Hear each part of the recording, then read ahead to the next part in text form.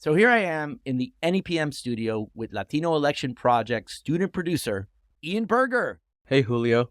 Today, we are looking at how issues of representation and low turnout have impacted political representation. But the picture can't be all bleak.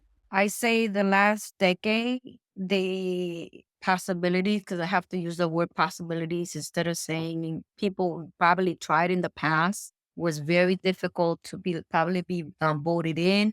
It could be more of it, people being educated about the reason why you should vote for someone, and Latinos are getting into political positions more than ever.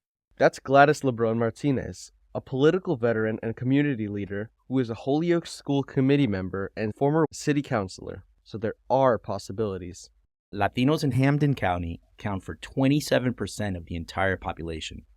And that's a 25% increase from 2010 to 2020, according to Pew Research. Latinos are the second largest group behind those who identify as white non-Latino in the county. And in cities like Holyoke, Springfield, and Chicopee, which have significant Latino populations, those cities have some of the lowest voter turnout rates in Massachusetts. Ian, you found that even with these growing demographics, there are still obstacles for Latinos voting in Western Massachusetts. First, you have to understand the problem, which is what Holyoke Mayor Joshua Garcia told me when I asked him about these challenges. It's difficult. It's an uphill battle, but when Latinos in particular get into positions of power and people get elected who they trust, that's when you're going to start seeing little by little more turnout. Ian, what's one thing that might be seen as a problem or an obstacle? We spoke with Chloe Soto, a top aide to the mayor of Chicopee.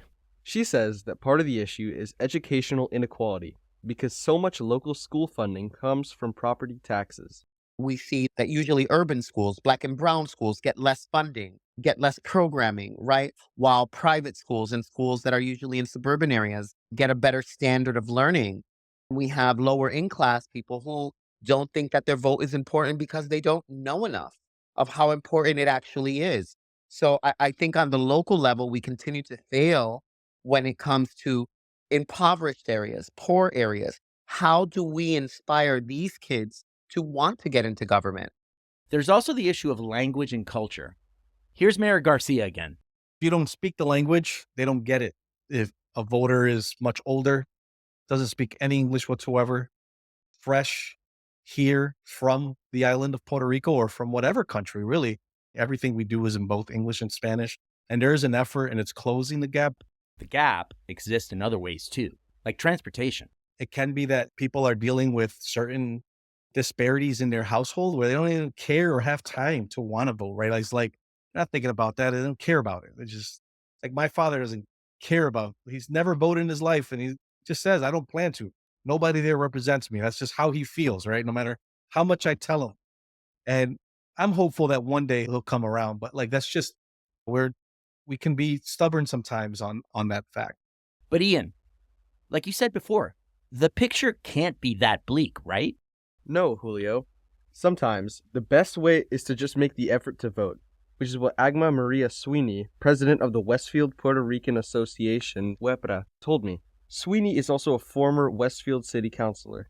Around 10% of Westfield's population identifies as Latino. I think that the idea that someone else is holding someone else captive in terms of their ability to vote is not true. I think that voting is at the same time complicated as it is easy, because literally you go to where you live, there's websites, there's the city hall, there's the clerk's office, you register to vote, and then you vote. So I don't know what the challenges are. Sometimes we don't see ourselves represented in the issues, and it's a turnoff, but it's not like a roadblock or a locked door. It kind of goes back to what Gladys Lebron Martinez said about the possibilities for more Latino political representation in Western Massachusetts. Sweeney says those possibilities all start with your vote. Vote for the candidate that best represents you, your family, and your community. There's truths and there's lies in political propagandas and campaigns. Vote, because this is one of the most important elections of the United States. Sweeney says it's important for everyone to go out and vote and be counted. For NEPM News and the Latino newsletter, I'm Julio Ricardo Varela. And I'm Ian Berger.